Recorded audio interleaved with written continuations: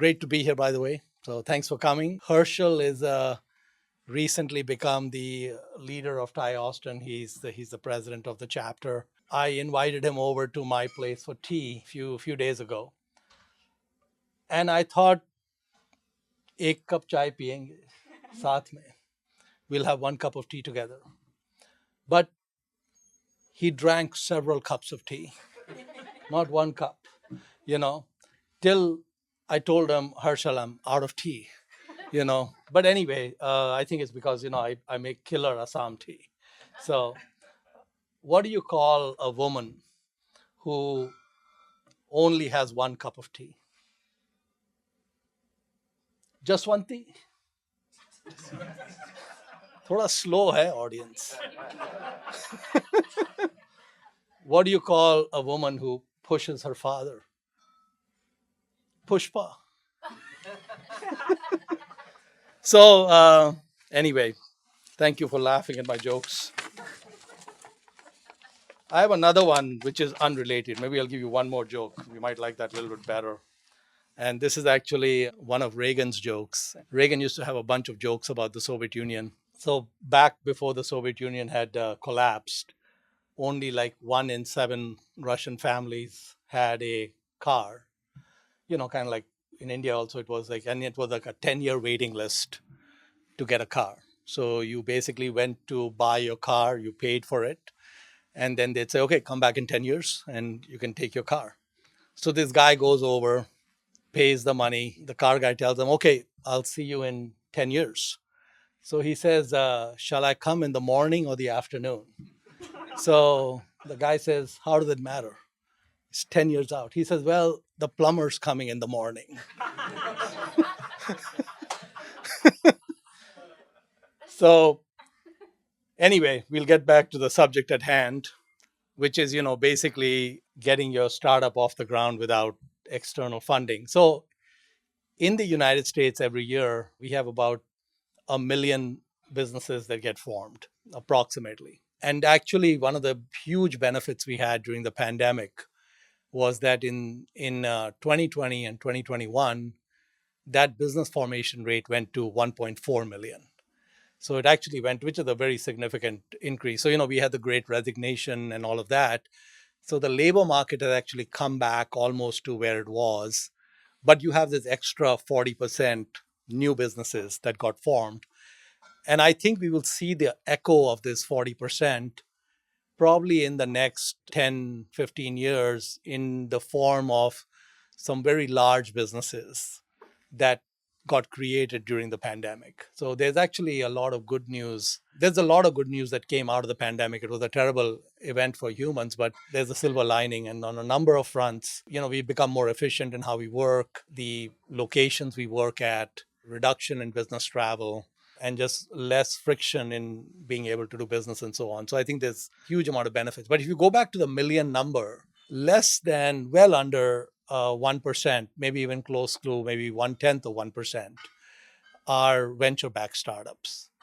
So 99.9% of businesses that get formed are not venture-backed. That's the overwhelming majority of startups. Of course, the venture-backed startups get a lot of media play and all of that. But what really is important and what makes the economy grow and thrive in the US and elsewhere is the mom and pop non-venture backed startups. And this area of the non-venture backed startups it's understudied. And really when people start their different businesses, in many ways they're reinventing the wheel. Even though there are some very definitive frameworks, and I'll talk about some of those. We don't have that much time, so I'll just go into 3 or 4 areas in the time we have. But basically, if you adopt those frameworks, then you get a huge head start in terms of the likelihood of the startup making it.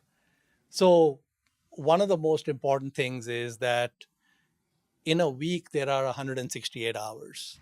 And if you have a full time job and you don't live too far from work, maybe 40 hours or 50 hours is what you're dedicating towards your employer.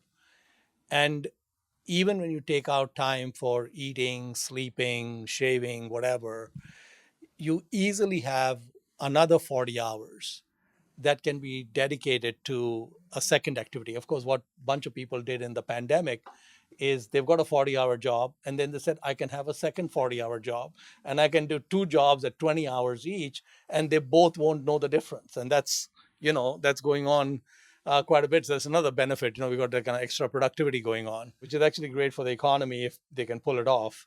But basically, because the second 40 hours is available, it's a very potent weapon in getting your startup off the ground. Because the most important thing when you start a business is to make sure that someone else is still paying for your rent, still paying for your groceries, still paying on your utility bills, so you don't have a burn. And so, to the extent you can keep your employer and your job, you basically have another 40 hours to kind of play around with.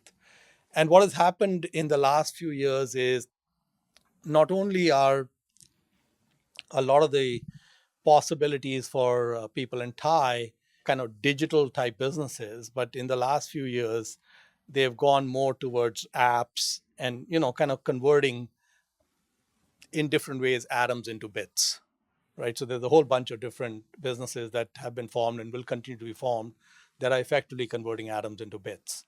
And when you're trying to do these, so you come up with an idea of some kind of atom to bit conversion. You have your job. We have AWS, so you don't need to buy a server, or you don't need to buy a computer or anything. You can just rent everything from Jeff, and he'll rent it to you at a very low price, which is great.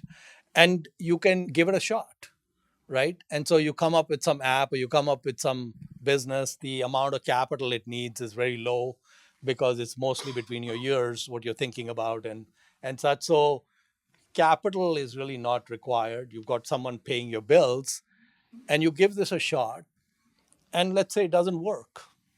It's okay, no big deal. You go back to the drawing board, come up with a second idea, and give that a shot. And if that doesn't work, that's also okay.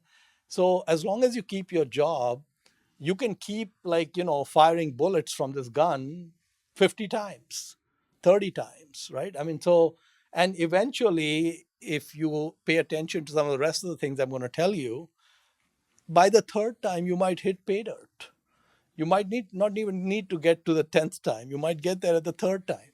And then, when the revenue curves cross where you've got enough cash flow coming, you can tell your employer, see you later and move on. So, when I started my first business, I didn't have any money, and I definitely needed my job. And so what I was doing is basically I used to get great performance reviews and all of that. I said, all that is out the window. We're not interested in great performance reviews anymore. My model was I need to work just enough so I don't get fired.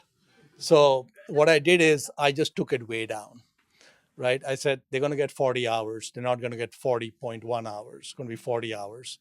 And before I went to work, I'd work a couple of hours on my business. And after I came back, I'd work. And on the weekends, I'd work. And then if I had, client meetings, whatever, I'd take half a day off and then go to those meetings. And about 9 months after I was doing all of this, I had the first client. And then I think by the 10th month, I had like 3 clients. And of course, there's a big pipeline that had been building. So I knew a lot more. So by that time, I had enough cash flow so that it exceeded my salary. So I went in to see my boss to resign. And I said, I've got this business I started. It's getting going. And so I'm leaving. So when I met my boss and his boss, they said, Monish, we were really confused. For the last 10 months, we were completely confused that your performance had really dropped off. And we talked about it several times. And we said, he's not so bad that we want to fire him, but it's just above that. I said, exactly. I said, I'm glad we nailed it perfectly. Like, you guys never even came and talked to me. And then they said, look, when your startup fails, not if your startup fails. They said, when your startup fails, you come back, okay? And you got a promotion, you got more money, more responsibility. I said, this is fantastic. Because my concern was that if things failed, I would have to scramble, find another job. I had good skills, but still it might take a few months to get that. I said, done, man. Like if it doesn't work, in one day I'm back here and better than where I was. So I said, there's no downside. And of course the business never failed and things went on just fine. So I have a friend of mine who I try to explain this 168 hours deal. And he was a hired gun CEO. He had saved a couple of $1 million, and he told me he had some idea for a startup. I listened to the idea. I said, this is such a dumb, stupid idea. I said, it's okay. You want to try it, you try it, but please don't quit your job. He said, no, no, no, I can't do two things. I have to go all in. I said, look, man, you got like a $400,000, $500,000 lifestyle, okay, which is not going to go down. And this 2 million isn't going to last very long because you want to take office space and hire people. And I was trying to tell him, forget all that. Just, scrounge yourself on the side, on the weekends, and keep doing your job. He ignored me. Okay, so he quits his job, blows through the 2 million, is gone. Then he's scrambling to find a job, which he did find eventually, but now the money is gone. Right. So it was like, like you didn't need to do that. And it was such a stupid idea. I don't even want to tell you the idea because you see how stupid it was, you know, like I knew it wasn't going to work. So anyway, and I tried to give him all the frameworks. Of course, he wasn't interested, but that's okay. He's designed to be a hired gun. He'll be a great hired gun forever, which is great. So I want to give you some frameworks which I think you guys might find interesting. There's a book that came out maybe more than 20 years ago, maybe close to 25 years ago. It's called The Origin and Evolution of New Businesses. And it's written by a guy named Amar Bhide, Bhide. And Amar is now a good friend of mine. I've known him for a few decades. He used to be a professor at Harvard. I think now he's at Tufts. And he was at Columbia before that. So, very, very good guy. Like I told you, that entrepreneurship really doesn't get studied in business schools. And one of the reasons that it doesn't get studied is because if you are a business school professor teaching or studying entrepreneurship, you will not get any consulting. Okay, because us entrepreneurs got no money to pay no business school professor any consulting money. So if you do marketing or branding or organizational behavior or anything else, sales, whatever, as a specialty in business schools, you'll get a lot of consulting. So the business school professors go where the consulting is. So nobody goes into studying entrepreneurship. Plus, it's very messy to study. What are you going to study? So what Amar did is he went and interviewed 10 years worth of Inc. 500 CEOs. So he wanted to understand, is there a framework that is common across all these businesses when they get started? And can I interview and talk to a whole bunch of people who had very successful startups and go back to the formation of those startups and the kinds of things they were doing, and can I distill that into a framework? And so that's the book does an incredible job of doing that. And the amazing thing is that these guys never talk to each other. And these people don't know each other, but they had a lot of commonality in how they approach things. And Amar was able to distill all that commonality and lay out the framework. So it actually made it like a blueprint you can use to improve the odds significantly that you'll succeed.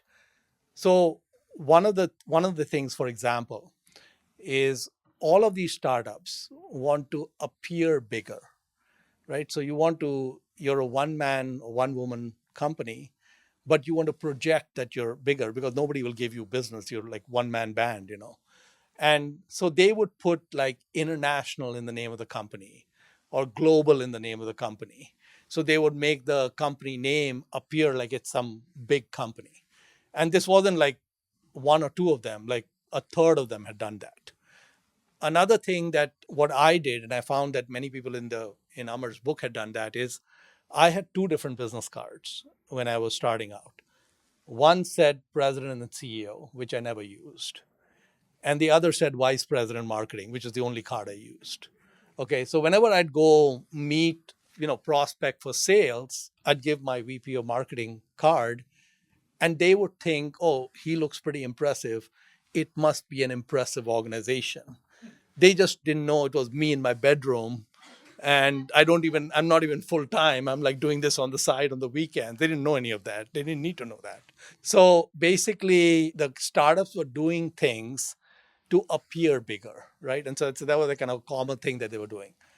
One of the most important things is that almost every business that gets started is doing some form of arbitrage. And arbitrage is extremely important. So basically, what happens is an entrepreneur notices an offering gap, something that he or she thinks is something that the market wants, but is not being provided, right? If there are no sushi restaurants in downtown Austin, that's an offering gap. And that was there 25 years ago before Yuchi showed up, right? And killed it, right? And so offering gaps exist all the time in all kinds of places, right? And so the important thing is that as an entrepreneur, the only thing you can hope for is, so Buffett and Munger talk about these great moats and all of that. You cannot see the moat on day one. In 99.99% of cases, you cannot start a business saying, I'm going to build a deep moat like Coca-Cola and the rest will be history. That doesn't work. Even Doc Pemberton, who started Coke, had no such ideas. Didn't even understand what he had. He was just doing arbitrage with, say, hey, this cola drink sounds cool. Nobody has it. And maybe people will come to my shop to buy it. That's all he understood. Offering gaps are really important. And so as an entrepreneur, you just have to keep your eyes and ears peeled and look at kind of what is available in the market and what might be an offering gap. Sometimes you don't even need an offering gap. I'll get to that a little bit later when I talk about cloning. But basically, what you're really focused on is these offering gaps. So let me give you an example from Amar's book of what an offering gap looks like, right? I think this was a company in the 80s. There was a guy who was a college dropout tech in the army who had enough with the buzz haircuts and he quit the army trying to figure out what to do, right? So he's got a studio apartment in Florida, doesn't have too much money or anything. And in his apartment, the way the apartment was set up is his computer was in one end of the room and the printer was in the opposite end. And he needed to connect them.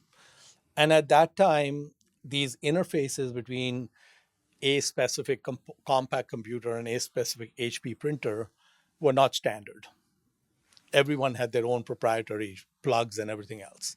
So he went to the computer store saying, hey, I got this computer and I got this printer and I need this 25-foot cable. The guy in the shop tells him, look, I've got the cable. I don't have that length, but you can daisy chain them. You can like daisy chain like 4 cables and you'll get your length. So he says, that's very expensive. I don't want a daisy chain. He said, that's all I got. So he used to make cables in the army. So he said, do you get people coming to you asking for different lengths of cables? The guy said, all the time. He said, what if I made all the different lengths that you don't have and I gave them to you to sell? He said, I'm not interested in unbranded weird stuff. Okay. So I can't do that. We can't sell, like, I can't take like some cables which have no brand or anything. He said, what if I give it to you on consignment? He said, consignment? Yeah, put it on the floor, no problem. So he goes back, makes a matrix of all the missing cable lengths of all the different computers and printers.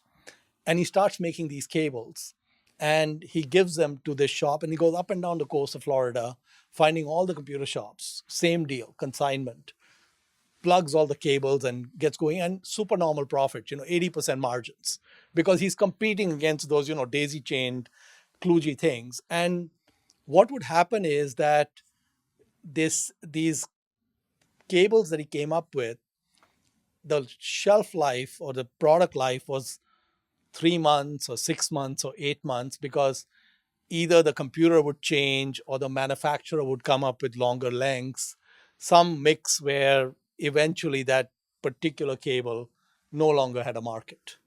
But he kept up with what were the new computers coming out, new printers coming out, and he just kind of kept going from one curve to the next curve to the next curve trying to stay alive, right? Just arbitrage between what, because he was much more nimble than the bigger guys who are taking maybe 6 months or a year to come up with the cables. And eventually that business morphed into cable installations for large companies. And when I looked at this last, they had 1,800 employees.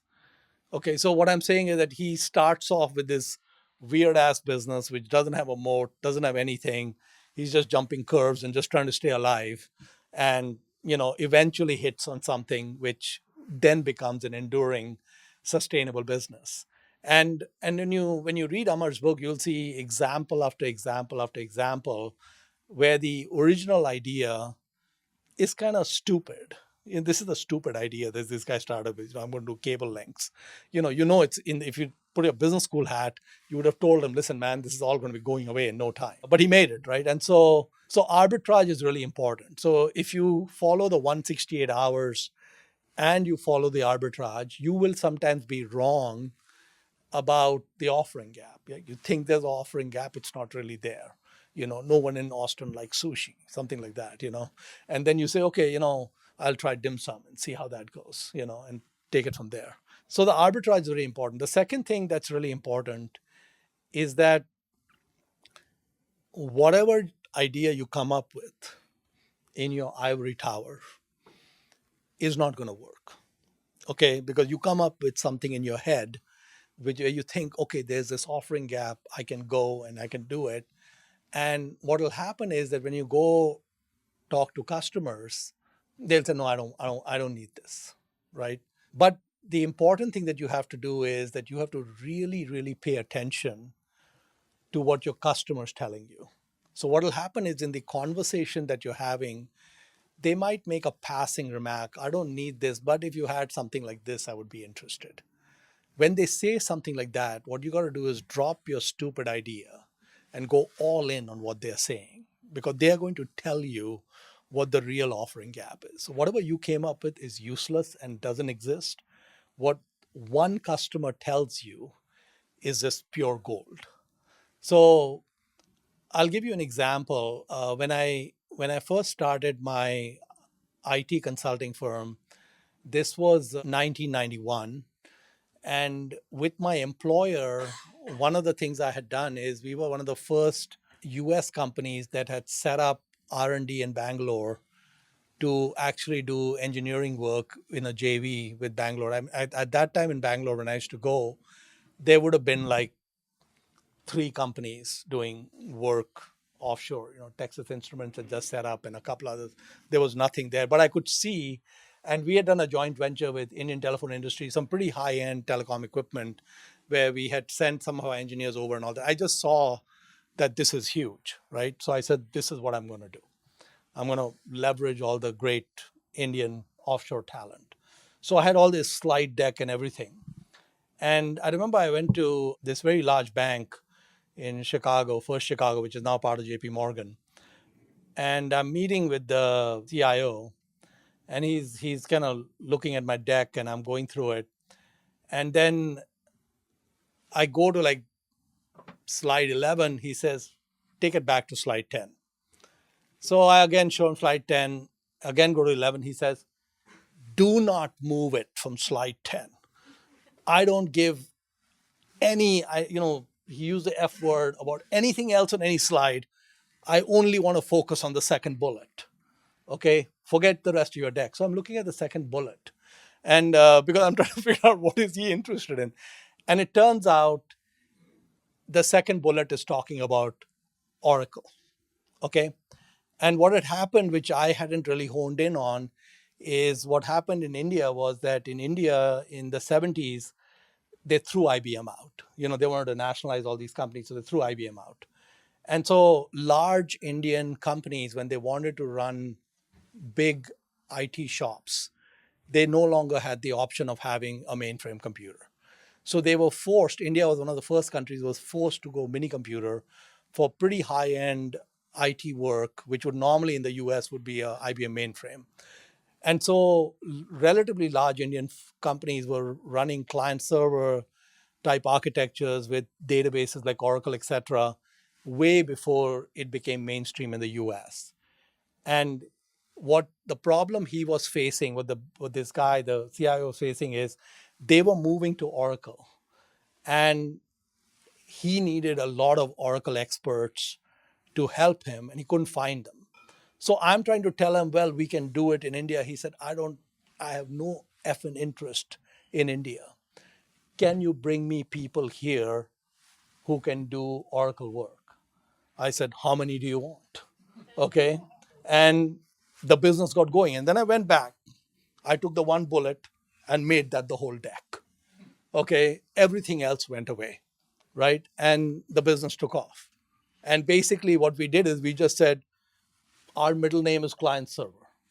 That's it. And I figured out that in India there was this mother lode of talent, and the US there was none, and we were able to scale, right? So I wouldn't have been able to figure it out, but the customer, I just had to pay attention when he told me, especially when he told me, don't move from that slide, right? I mean, that's like, God is talking to you right there.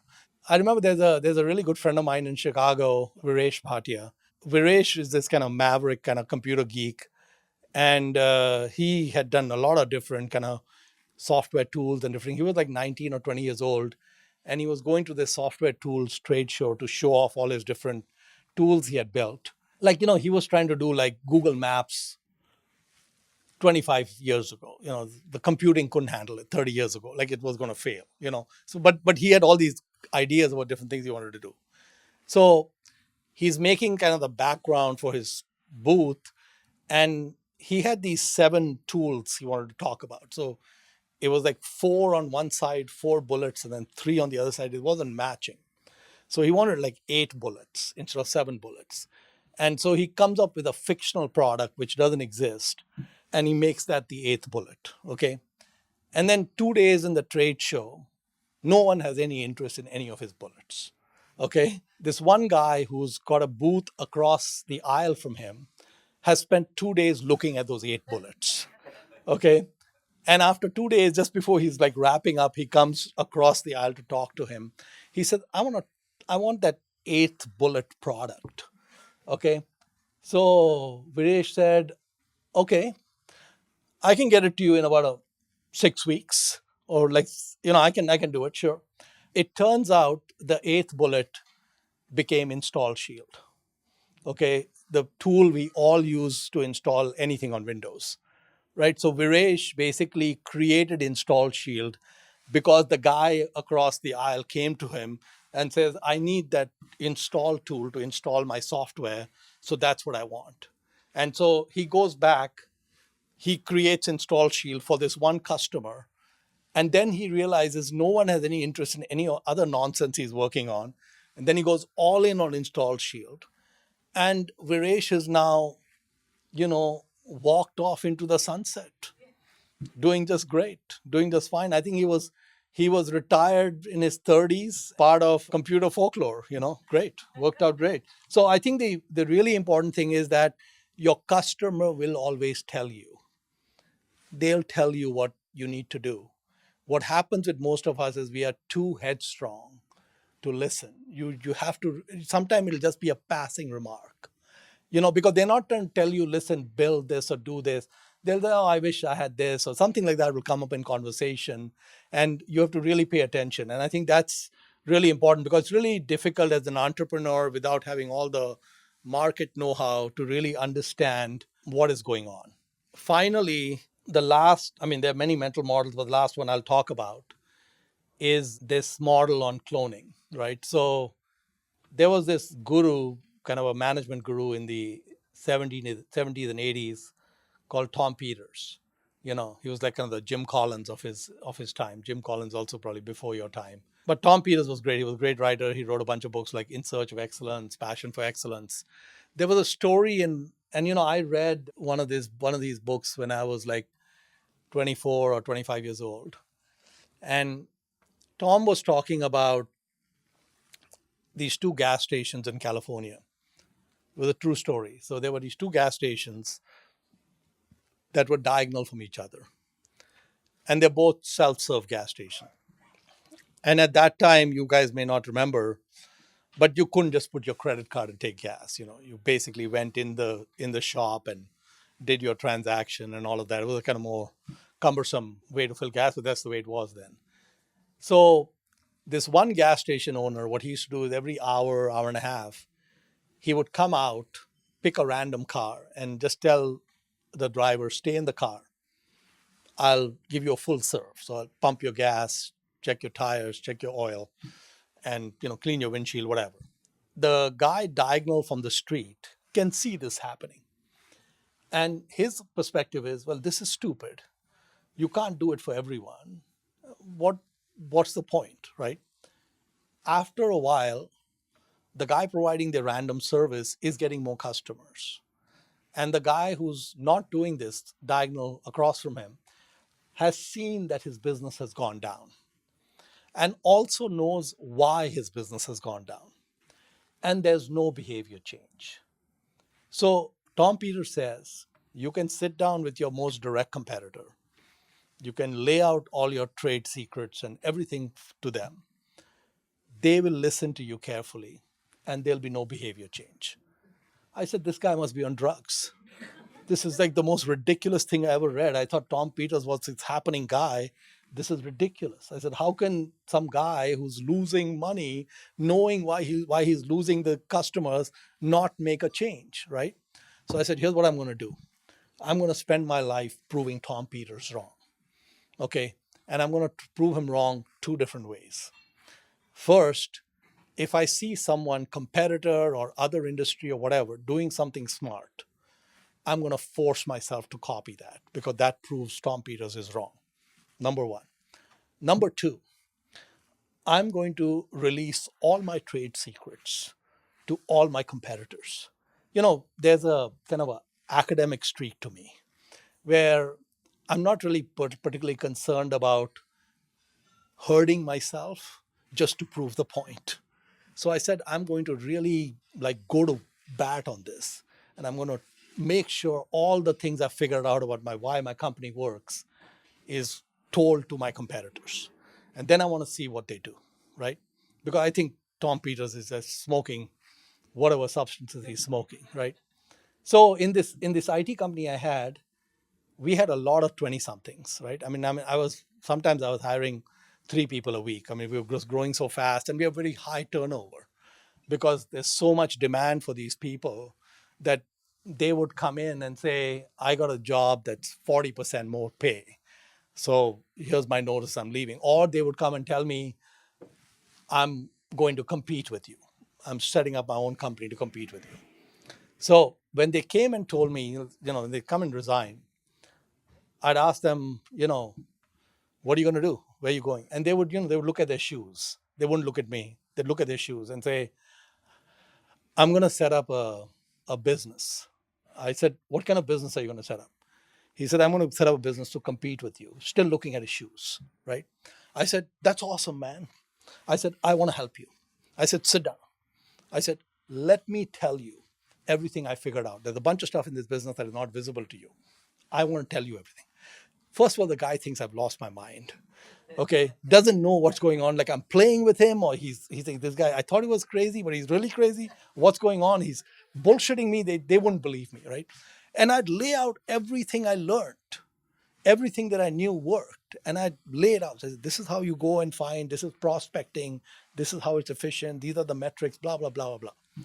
And I must have done this for 15 guys. Then I sit back and watch. No one follows anything I told them. I said, I can't prove Tom Peters wrong. Okay, I tell them exactly what to do. So now the inversion of cloning, if you understood, to me, cloning is one of the most powerful mental models. And the reason it's powerful is for the Tom Peters reason that humans, something like 98% of humans, think cloning is beneath them. They think it's somehow like copying or something below the belt. They're not interested. They want to come up with their own ideas. Okay. So because most humans are not willing to do it, it gives you a big edge. So, like, for example, Buffett ran his investment partnership, which was the most successful investment partnership ever in the history of the investment business from 1956 to 1970. And it had an unusual set of rules. He had no management fees, all these things. And when I was going to set up an investment partnership in 1999, which was almost 30 years after he shut down, I could find no funds that had mirrored the Buffett partnerships. 30 years, most successful partnership, best guy in the business. And now I was such a disciple of Tom Peters. I know why. Humans hate to clone. They're not going to clone Warren Buffett, even though he's God. They were not going to do it because it's beneath them. I said the Indian guy is going to do it. Okay, so I took there was a biography on Buffett written by Roger Lowenstein. I took that to my lawyer. I marked some pages. I said, convert this into a legal document, okay, and follow these rules on these pages. Don't make up your own rules. These are the rules, right? I told him, clone it, right? And he did, right? And we set up Pabrai funds, and Pabrai funds has no competition. Okay, hallelujah. Okay, and then I think like my middle name is Forrest Gump. My full name is Mohnish Forrest Gump Pabrai. Okay, so then Forrest Gump ends up meeting Warren Buffett. Okay, like what the hell, right? We end up meeting Warren Buffett, and then I end up meeting Charlie Munger from Warren Buffett, right? And when I meet them, I tell Charlie, I said, Charlie, you know those Buffett partnership rules? Nobody followed them. The Indian guy was forced to follow them because nobody followed them. He said, well, Monish, there were a couple of guys who followed them. I said, yeah, but I couldn't find them. He said, yeah, you were not going to find them. They're too obscure to find. And I explained to him that those rules gave me. So what I did is my investors, when I started getting my investors, some investors came to me because they hate the concept of paying fees which are not linked to performance, which is where the whole industry works, right? The way the industry works is you pay me 1 or 2% for breathing, okay? And then after that, if I do well for you, you pay me another 20%. What a concept, okay? But that's the way the whole industry works. So some people came to me because they just didn't want to deal with that, right? The ones that came to me because they just liked me, I made sure they understood everything. I like brainwashed them that these frictional costs are important. I just kept brainwashing all my investors. Frictional costs are important. And then finally they agreed with me. Yeah, frictional costs are really important. So they just stayed with me. Then if someone else approached them to invest with them, they would not go because they said, oh, you have management fees. I can't go there. I can't pay management fees. Please take it to zero. They said, what are you talking about? Take it to zero. And so I think the thing is that cloning is a really, really powerful heuristic. So if you find, and I think from a startup point of view, right, you can listen to the customer and you can change direction. Even more powerful than that is clone an existing model, right? So someone's figured out something that's working. Set your ego aside, just mirror it, and it'll work. It's even better than listening to the customer because it's already scaled. And you might be able to do a little better than what they've done it at. So, anyway, there are many more models, but we're out of time. I think, Harshal, we need to go to Q&A. Okay, so we'll go to Q&A. Hi, good evening, everyone. And Mohnish, thank you. I'm Victor Perazzoli, and I'm from Argentina. And I live in Houston, and I'm a member of the Value Investors Meetup. And we get together once a month, and we always listen to your wisdom. So you shared a lot of really amazing mental models and frameworks on entrepreneurship. But I have a question. Being from Argentina, what's happening there is kind of crazy right now with hyperinflation and a lot of problems. I wonder if you had any framework and recommendation on how to approach investing in a country that is going through a mess like Argentina. I know you have experience investing in these different countries around the world. Yeah, I mean, I think it's really hard. Well, one of the things about Argentina is that I think a large portion of the US dollar bills in circulation outside the United States are in Argentina. They're either in Argentina or in Iran. Those are the two places that have all the dollar bills. But it's a huge amount of it is in Argentina. And the reason is that a lot of transactions take place in dollars. Not only do they take place in dollars, but like, if you're buying an apartment, they don't trust like a wire transfer or something. You show up with the stacks of cash in dollars at the closing. Then you move the stacks over. And so these people like, have these stacks, and then you've got false floors and you've got safes and all kinds of things. And sometimes people forget about these stacks and they end up on the street and there's money flying around. You've heard those stories, right? All these things going on. So it's a wild place.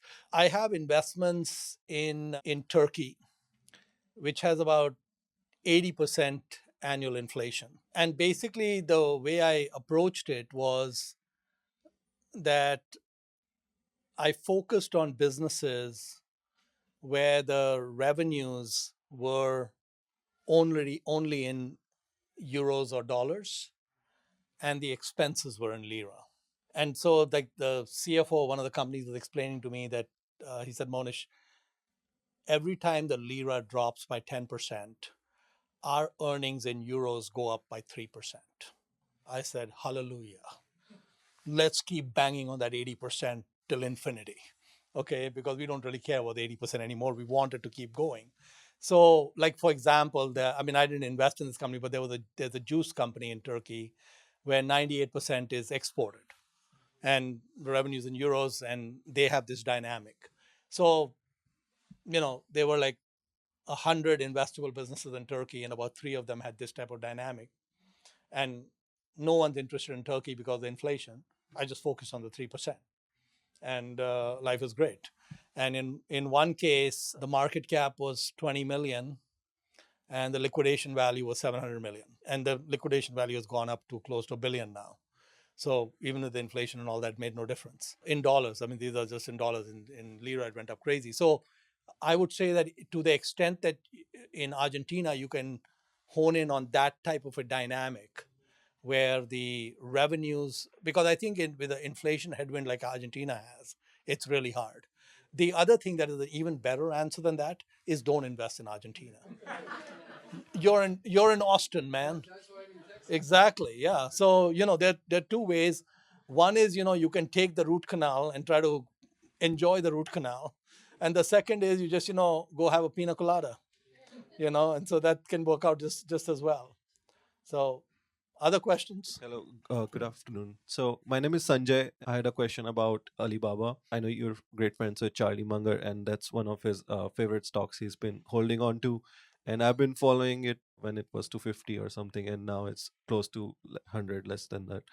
So, I think Alibaba is a great business. I think AliExpress is great. But with regards to China trying to take away stocks from American exchanges and putting them in Hong Kong and other countries, how big of a risk do you think that is, and what do you think overall of Alibaba as a stock, not as a company, like just a stockholder kind of perspective? Well, I would just say that I think a business like Alibaba is unlikely to do things from a governance perspective which would hurt investors. I think it's a very high quality operation from that point of view, right from the original formation of the business. It got its start because of foreign investors. The earliest money that came in was not Chinese. And they have always respected their non Chinese investors. And I don't think that will change if the listing changes and so on. So I think that I don't think the risk with Alibaba is related to a listing going from New York to Hong Kong or something. I think that is a irrelevant data point. I think that the key issue to ask yourself is what does the business look like 5 or 10 years from now? And if you have a view on what the business looks like after 5 or 10 years, then you would have a view on what the stock price might be at that point. And I can't help you very much on that. So not really in the stock tip business. But I would just say it's a high quality business. It's faced headwinds. It has very good management. It has multiple deep moats. but it also has challenges. So you have to sift through all that and see where you land on that. Mohnish, this is Vivek. Did you practice the 168 hours arbitrage stuff when you started the investment company, or did you stop only when you started the IT consulting? Yeah, so the investment company actually started as a hobby. So I was actually running the IT company uh, when Pabrai Fund started. But what had happened is I had all these friends. I used to give them stock tips when I met them in the mid and late 90s. And so from like 94 to about 99, 2000, I was just a private investor, but I'd done really well. I think north of 70% a year for like 5, 6 years. And so I had $1 million that I'd gotten from selling a small portion of the business. And that million had become 13 million. So when I used to make investments, I after I bought my position, what do I care? I would just tell my friends, hey, I think this company is good and you should invest in it and so on. So these guys would sometimes take me up on that. But then, some guys worth 5 or 10 million and they'd put 10,000 into whatever I told them and it would triple or quadruple or something. But it wouldn't move the needle for them, right? So a few of them came to me and said, look, this stock tip business is random. You tell us something, then we don't see you for a while, and then we don't know whether you've sold or what's happening. So they said, we want you to run money for us, like a pool for the friends. So I said, okay, if I'm going to, manage your money, wasn't going to be much, it was like $1 million from all of them combined. I want to do it in a manner which is going to make sure that it's, done in a good way. And so that's when I copied the Buffett rules and all of that. And I was really concerned about that. I didn't want them to have losses, right? So what I did was I gave them a personal guarantee on the principal and a guarantee of a 6% annual return. What a country, So because I just couldn't, I didn't want a situation where I went upside down. And my take was I had, 13 million outside my company and I was going to run $1 million fund. It didn't matter what happened, wouldn't affect. And the funds were just a hobby. And then I think about a year later, I had sold the business and I was was really enjoying the investment management part of it. And I wanted to scale the operations, but I couldn't scale it with this guarantee, right? So I went to my investor. In the first year, we were up like 70%. So I went to them and say, hey, listen, I want to do an amendment where we remove the guarantees. So they said, no, we like the guarantees. you know, we don't want any such amendment. So I said, okay, I'm setting up a new fund and we're closing the old fund and sending your money back. And they all came into the new fund with no guarantee. Life went on, still my friends. Yeah, so I did do kind of a couple of things at the same time. And yeah, I think the Pabrai funds was even more exceptional. I think the amount, I don't know, I don't think I invested more than $500 in the business. And there have been years when our earnings have been like 50 million. So it's great. It's a great economic model. Worked well. Other questions? Monish, my name is Pri Patel, and I'm actually a fund manager myself. And so, one of the questions I have for you is what's the best piece of advice you have, and not necessarily for fund management, but just in general to grow your business? What was the piece of advice that was given to you that has flourished and allowed you to grow? I think in terms of, I would say the way I kind of go through life is I think in terms of what I would call hacks. And you can also think of it in terms of what Munger calls, he calls them mental models. And the thing is that once you understand a mental model and you go all in on it, then what starts happening is that especially when you have 5 or 10 of them that you've gone all in on and they interplay with each other, when you have an interplay between models and most other humans are not functioning that way, you get a big advantage. So like for example, I talked about cloning as a model, right? So that gives you an advantage. Another mental model is there's a book I read more than 2 decades ago. It's called Power versus Force.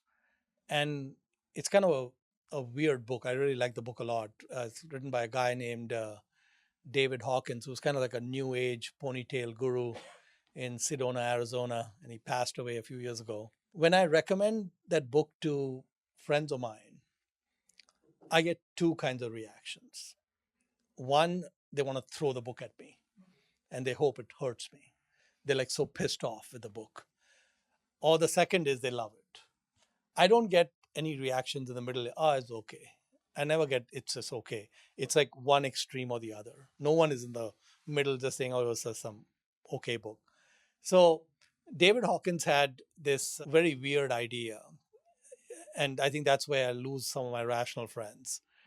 He said that if I lie to you and in your conscious state, you don't know that I'm lying to you, in your subconscious state, you do. And for most humans, there is a pipe between the subconscious and the conscious, but it's mostly clogged. And so the signal doesn't get through. But it's not 100% clogged. For most humans, it's not 100% clogged. Most humans might be like 90% clogged because of a bunch of life experiences. So there's a whole other session we could do on unclogging that pipe, but that's a different talk for a different day. But like, let's say, for example, you're talking to a used car salesman, okay? And he's, going a million miles an hour and, trying to close the deal, right? You don't know what part of what he's telling you is a lie, but you know there's a lot of lies. Okay, you just know that out of the 10 things he said, there are at least 4 of them that are not true. Okay, you just don't know which 4. And if you are interacting with the Dalai Lama, like you've gone to Dalai Lama and you're hanging out with him and you're talking to him, you're probably going to come to the conclusion that the Dalai Lama is not lying to you. Okay, and you feel good being around the Dalai Lama. It feels great being around the Dalai Lama. So what Hawkins was saying is that humans emit these attractor fields. And so what happens is that when the used car salesman is talking to you, what Hawkins said is that if we put sensors on my muscles, not the used car salesman's muscles, but my muscles listening to him, it's going to pick up signals which say that, and he talked in terms of going weak versus going strong. So he said if someone's lying to you, you're going to get a signal which says weak. And someone's not lying to you, then it's going to say strong. Basically, what he said is, I mean, so the takeaway from that is if you just accept that. Now I've never done these probes and tested all of that, but I said, okay, let's accept that as the gospel truth. Let's accept what Hawkins is saying is correct. If you accept it's correct, then what you would conclude is that there's no point lying. What is the point of lying when the other guy is going to know that you're lying? He or she may not know exactly what you're lying about, but they won't feel good being around you. They'll kind of take it down. I decided I'm going to, I like to test everything. Like you saw, I want to test Tom Peters. I said, I'm going to test this theory. Okay. And I spent about probably 25 years testing this thing. So let's say, for example, my wife, now my ex-wife, we're date night, we're going to see a movie and such, right? So as we're about to leave, she says, how do I look? Okay. And I look at the dress and I'm like, not crazy about the dress, right? Right. Now, the old Mohnish would have said, awesome, let's go. Okay. The new Mohnish said, we got to test this out. I said, I think you can do better on the dress. And what would happen is that was the end of the movie. Okay. There was no movie happening. Okay. But what happened is the relationship became stronger. Now, the thing is, she's the ex-wife now, but she's the largest investor I have. Okay. And we split 8 figures in 30 minutes with no lawyers. I never saw the inside of a courtroom. We were done in 30 minutes, so probably get almost the same amount of messages from her now than before marriage. Like, what the hell, So anyway, so the thing is, it's a good relationship. It's a healthy relationship. And I think one of the reasons it's a healthy relationship is she has complete trust. Even now, she has complete trust because of. So what I did is what I eliminated from my life about 2.5 decades ago was the small lies. So the big lies we know, of course, that if you do that, so then it's not going to work. And the thing is that the world the world functions on trust. It doesn't function on contracts. People have to be able to trust you. They're not doing business with you because there's some contract that's going to protect you. And like one guy told me that if we ever have to look at the contract, you're in trouble. There's a problem if you ever have to go back and look at the contract. So I would say that when I read Hawkins and I adopted that model, life became really easy. No need to be diplomatic. You know, let it fall where it falls and just lay it out. Say things as you will. And I think it might be one of the reasons, like, I have a really good friendship with Buffett, but an even better friendship with Charlie. I mean, I probably see Charlie 4 or 5 times a year for dinner at his place. And in fact, I told him when I was moving to Austin, I said, Charlie, don't think about the fact that I'm not in California. When you think you want to have dinner, I can just take a Southwest flight, so it's okay. And he did take me up on it. So I got a call. He said, can you come on Friday or Saturday for dinner? And I asked him, is the Pope Catholic? And I was there. Okay. And I think part of the reason is that, like, these are intimidating guys. But the way I deal with it is, if they ask me anything, I'm just going to give them a straight answer. I don't care what they think of the answer. I'm going to tell them exactly the best, most truthful way I can say things. So I would say that if you follow that principle, the problem is the small lies, and the small lies is really what the half truths is what is difficult. But if you can go down that path, I think the payoff long term is huge.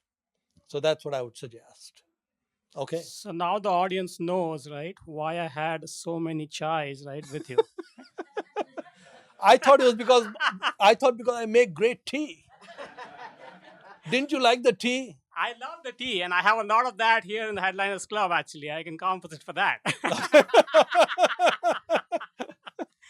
But no, so to that point, right, the reason why I said that was we spoke about multiple things, right? One of them, and I think you spoke about God speaking, right? I think you're doing something on that lines as well. Do you want to touch upon that? I mean, I have a family foundation. Now it's a public charity. Really, I think I get more credit for it than I should, because basically, if you spend less than you earn over a lifetime, you will end up with assets that you cannot consume in your lifetime. And then in that case, you only have two choices. You either give it to your gene pool or you give it to society. And giving it to your gene pool is actually not a great idea. So I think if it's a small inheritance, it's fine. You can help your kids out. But I think large inheritances are a problem.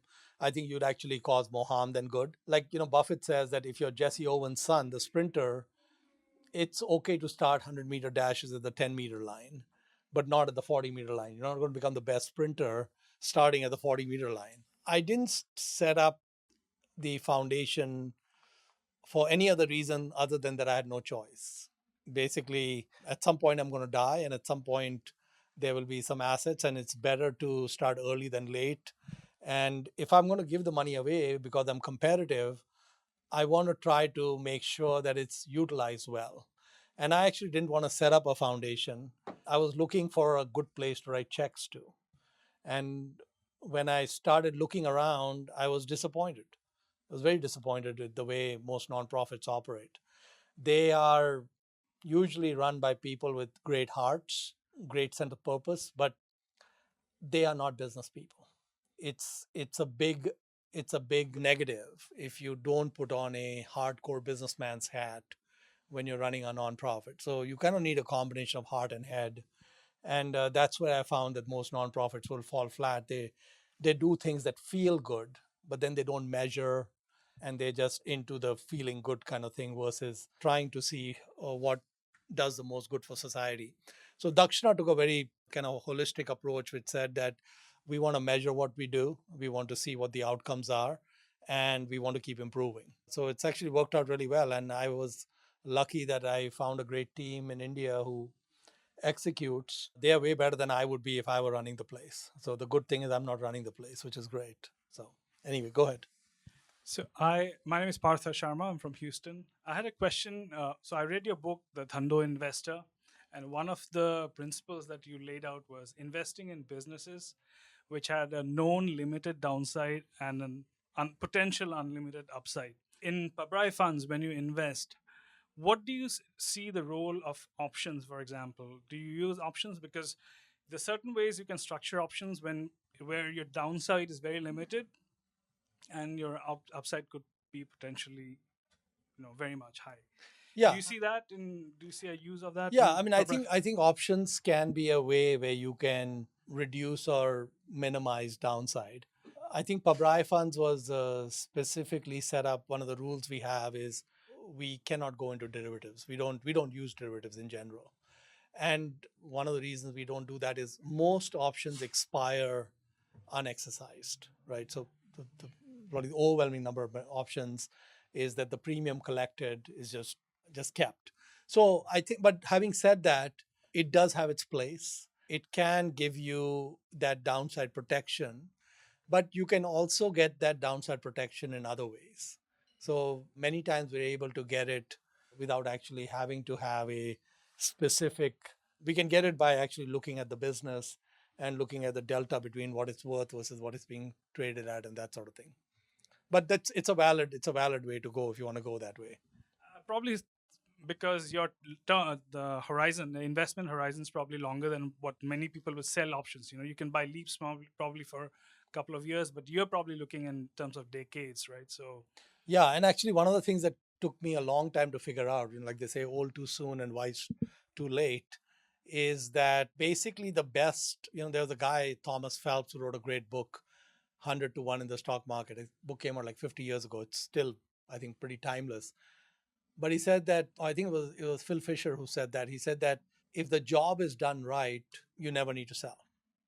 And I think that's a great way to approach it, is that if you can, I mean, I think the holy grail is that if you can find yourself in the happy place of ownership of a great business that is compounding and growing at a long runway and you never need to touch it, I think that's awesome.